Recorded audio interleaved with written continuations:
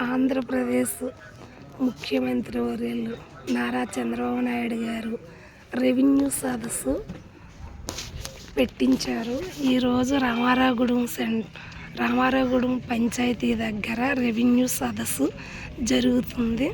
Revenue అధికారులు వచ్చి నేరుగా ప్రజల దగ్గర నుంచి అర్జీలు తీసుకుని వారి సమస్యలు రాసుకుని ఆన్లైన్లో నమోదు చేసి రసీదు ఇచ్చి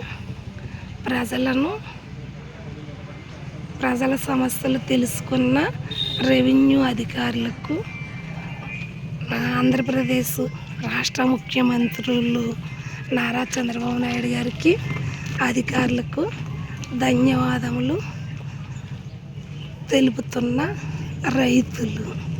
ముమ్మడి వెంకట సత్యనారాయణ.